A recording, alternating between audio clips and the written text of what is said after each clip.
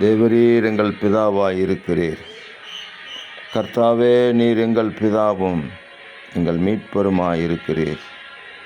பூர்வ காலம் முதல் உம்முடைய நாமம், அன்பின் தகப்பனே, உங்களுக்கு கோடான கோடி ஸ்தோத்திரங்கள் உண்டாகட்டும்.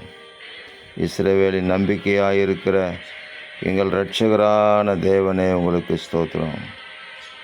உம்முடைய நாமம் எங்களுக்கு தரிக்கப்பட்டும் இருக்கிறது. ஆமே. நீர் எங்கள் நடுவில் இருக்கிறதற்காக உங்களுக்கு நன்றி தகப்பனே. நீடித்த நாட்களால் அவனை திருப்தியாக்கி என் ரட்சிப்பை அவனுக்கு காண்பிப்பேன் என்று சொல்லியிருக்கிறீங்களே. உங்களை நோக்கி நாங்கள் கூப்பிடுகிறோம். நீர் எங்களுக்கு மறு உத்தரவு அருளி செய்து எங்களோடு கூட இருந்து எங்களை கனப்படுத்துகிறதற்காக ஸ்தோத்திரம். இந்த நாளிலும் உங்கள் பிள்ளைகள், உம்முடைய நாமம் தரிக்கப்பட்ட உம்முடைய பிள்ளைகளை என் தேவனாகிய கர்த்தர் எல்லா விதத்திலும் கனப்படுத்துவீராக. ஆமேன். சகல நன்மைகளையும் கொடுத்து கனப்படுத்தி ஆசீர்வதியும்.